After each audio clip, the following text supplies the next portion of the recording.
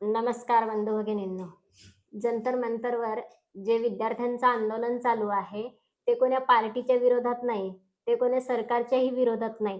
ते भ्रष्ट व्यवस्थेच्या विरोधात आहे.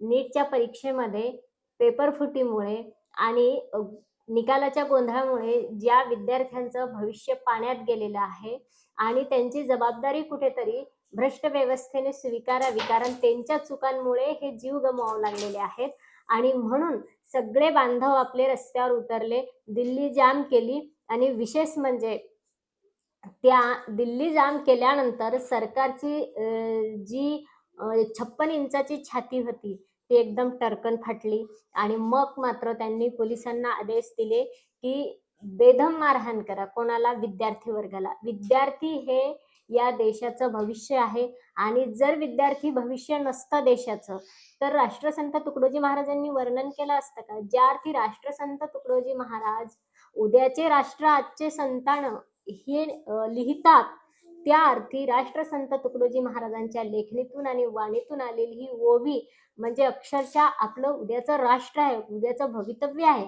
आज सत्तेमध्ये बसणारे चोर उद्या असतील अथवा नसतील, पण उद्या मात्र हे संतान आपले असणार आहेत आणि यांनी दिल्ली जाम केलेली आहे. पण पोलिसांनी मात्र त्यांना बेदम मारहाण केली. आता खास हा व्हिडिओ पोलिसांसाठीच, कारण का?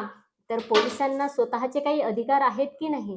का फक्त पोलीस पार्टीचे आहेत? आता पोलिसांना विशेष करून काही प्रश्न आहेत आमचे. आमच्या लेकरांना त्यांनी जी बेदम मारहाण केली, त्यांचं रक्त वाहायला लागलंय अक्षरशः. दिल्लीतले रस्ते लाल व्हायला लागलेत आणि क्रांतीचं काही नावच लाल क्रांती आहे का? आणि म्हणून पोलिसांना असे प्रश्न आहेत आमचे, की तुम्ही ज्या कर्तव्य पथावर आहेत, तुमच्या अंगावरती जी वर्दी दिलेली आहे, ती पार्टीची आहे की सेवेची आहे? डिपार्टमेंटची आहे का पार्टीची गुलाम बनण्याची आहे? जनतेची सेवा करण्याची आहे का पार्टीची चाटुगिरी करण्याची आहे? त्या वर्दीवरती लिहिलेलं जे सत्यमेव जयते आहे, हे सत्यमेव जयते पार्टीसाठी आहे का देशाच्या रक्षणासाठी आहे? समाजाच्या रक्षणासाठी आहे? विद्यार्थी हे तुमच्या आमच्यामधून आलेले आहेत, की हे पाकिस्तानमधून आलेले आहेत? नेमकं तुम्ही मारायले कोणाला? आणि स्वतः खूप मोठं कार्य केल्यासारखं दाखवत आहेत. आता आमचे लेकरं आहेत. कदाचित तुम्हाला तुमचे लेकरं त्यांच्यामध्ये दिसत नसतील, पण आम्हाला आमचे लेकरं त्यांच्यामध्ये दिसत आहेत.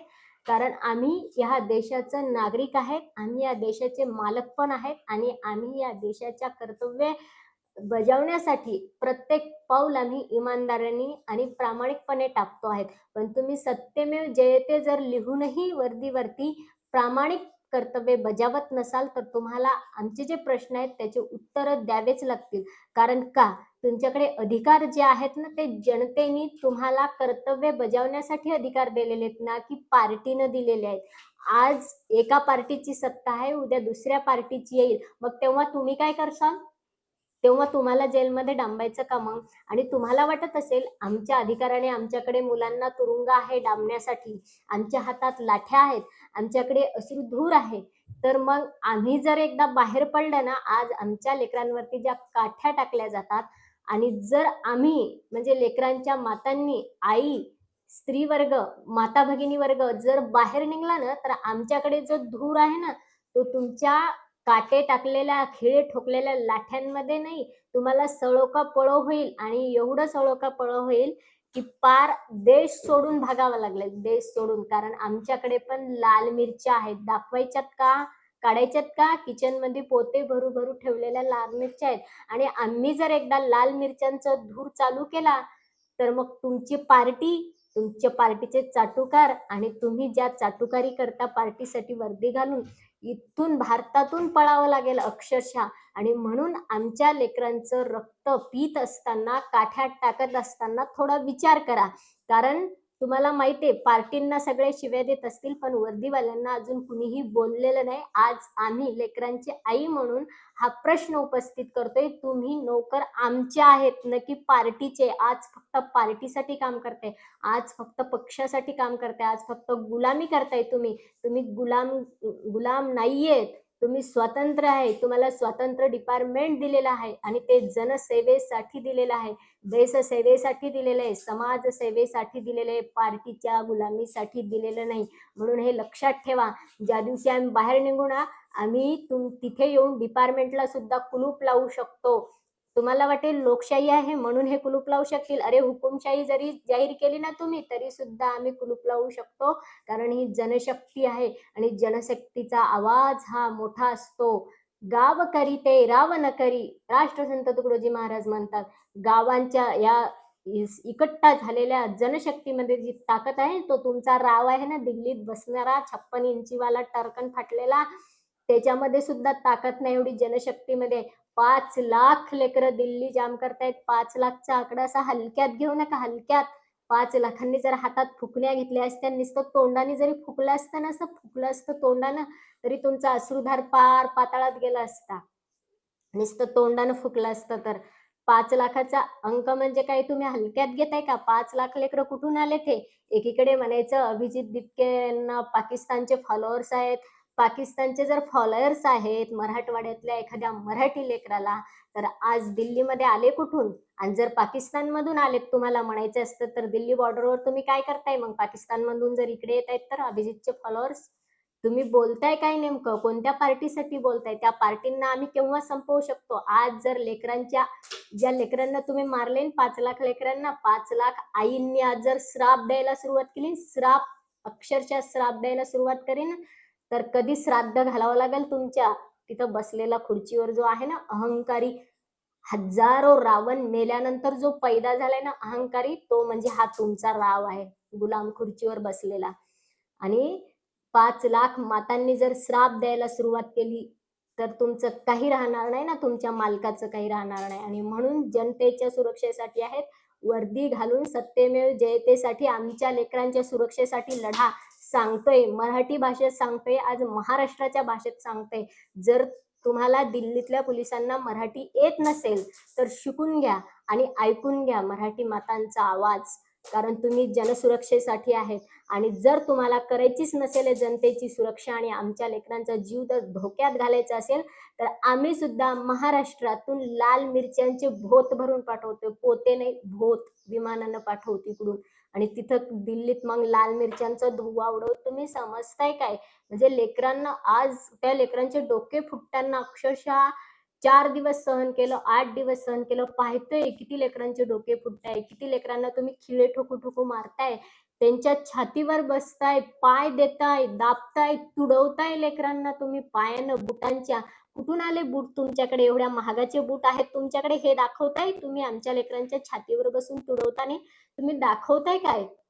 कुठला अहंकार दाखवताय तुम्ही? कुठली तुमची पगाराची तुम्ही उर्मी दाखवताय? इथून प्रत्येक गावानं जर बंद स्वीकारायला सुरुवात केली ना, घरात भाजीपाला आणि दूध आणि अंडे ज्यावेळेस कमी पडतील का, बुटाची ताकद आहे ना ती आमच्या लेकरांच्या छातीवर थैथया नाचायलेत तुम्ही अक्षरशः. ती ताकद कुणीकडल्या कुणीकडे गळून जाईल तुमची. आज सगळ्या देशाची चाबी ही माता भगिनींच्या हातात आहे. जिच्या हाती पाळण्याची दोरी ती जगाते उद्धारी, जगाला सुद्धा हलवू शकते. 5,00,000 लेकरांच्या आयांना तुम्ही आता हलक्यात घेऊ नका. ह्या माता आता मिरच्याचे भोत भरायला सुरुवात केली. पाठवूत आम्ही तुम्हाला. दाखवू तुम्ही समजताय काय? जोपर्यंत लेकरं तिथून हालत नाहीत, तोपर्यंत लेकरांच्या सुरक्षेची जबाबदारी तुम्ही घ्या. तुम्ही एवढे पोलीस येताय कुठून तिथे? वर्दी काढून येताय, खिळे ठोकून येताय, दगडांचे तुम्ही ट्रक भरून आणताय. कुठून आणताय दगड? आमच्याकडे दगड नाही आहेत का? शेतामध्ये आम्ही दगड वेचण्याचेच काम करतो रोज. आम्ही जर दगड भरून पाठवायला सुरुवात केली ना, तर तुम्हाला एक दगड सुद्धा उचलणार नाही. आमच्या 5,00,000 लेकरांनी नुसता एक दगड जरी आणला असता ना खिशामध्ये, तरी सुद्धा सळोका-पळो झाली असती तुम्हाला तिथून फेकल्यावर. कारण ह्या देशाची स्वातंत्र्य चळवळ जेव्हा चालू होती ना, तेव्हा चंद्रपूर जिल्ह्यामधील चिमूर या ठिकाणी जी क्रांती झाली, भारतीय स्वातंत्र्य क्रांतीच्या इतिहासात जा कधी. आणि इंग्रजांची आर्मी होती, ब्रिटिश मिलिटरी आली होती, गावामध्ये घुसली होती, गावाने तिरंगा फडकवला होता. त्यावेळेस गावकऱ्यांनी गावातून दगड फेकायला सुरुवात केली. सळोका पळो झालं ब्रिटिश मिलिटरीला सुद्धा. आणि ते गाव पूर्ण भारत देशाच्या आधी एक गाव स्वतंत्र म्हणून घोषित करण्यात आलं होतं.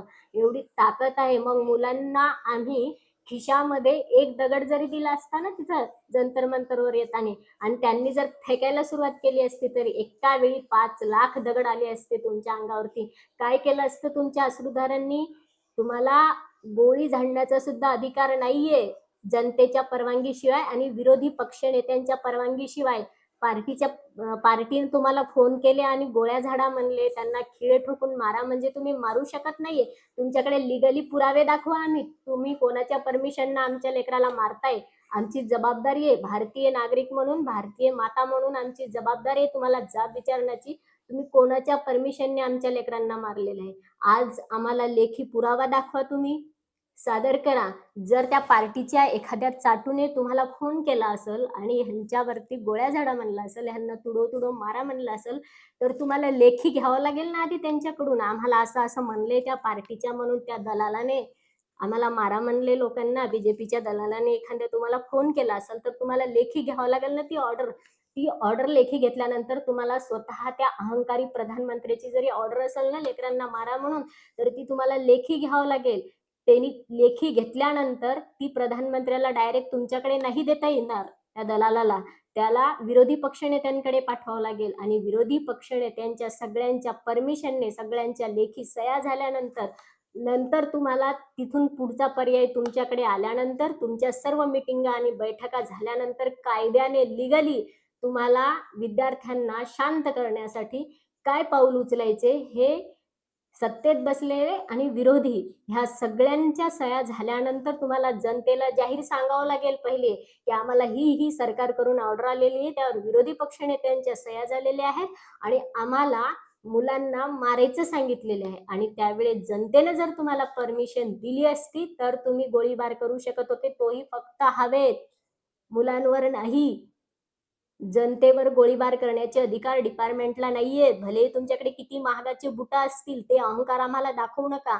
आमच्याही पायात चंबाऱ्या चपला आहेत, आमच्या गावात शिवलेल्या, आणि म्हणून त्या फेकायला सुरुवात केली तर तुम्ही नका मग पळू मागून पाय लागेपर्यंत.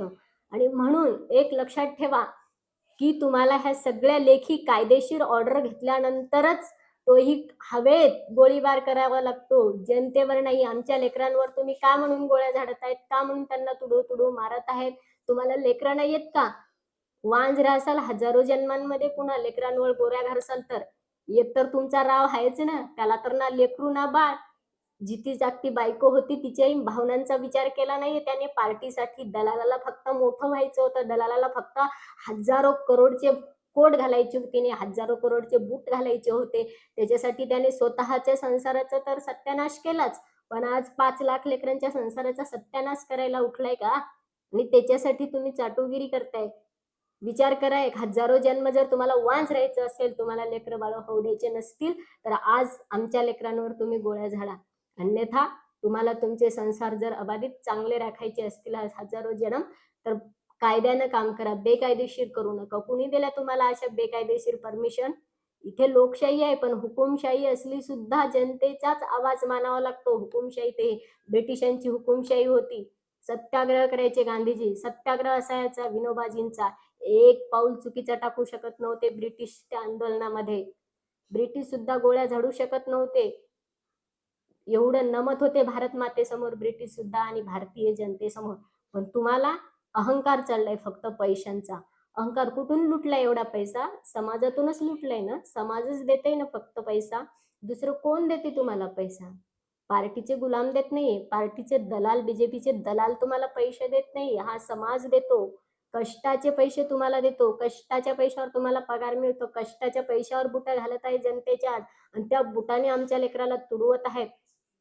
तेच बुट काढून असे तोंडावर बसतील एखाद दिवशी. या 5 लाख लेकरांनी जर सुरुवात केली तुमचा बदला घ्यायला, तर तुम्हाला सुद्धा तुमच्या रावासोबत दिल्ली सोडून जावं लागेल. म्हणून एक लक्षात ठेवा, जर तुम्हाला लेकरांवर गोळीबार करायचे असतील, जर लेकरांना खिळे ठोकून मारायचे असेल, तर आम्हाला लेखी ऑर्डर दाखवा, जनतेच्या समोर सादर करा, घोषित करा, दाखवा जनतेला, की हे आमच्याकडे लेखी ऑर्डर आलेली आहेत सरकारचे, की मुलांवर गोळ्या झाडा, मुलांना तुडवून मारा, आणि त्यावर विरोधी पक्षांच्या सह्या आहेत. मग विरोधी पक्षालाही चांगला जाब विचारेल जनता.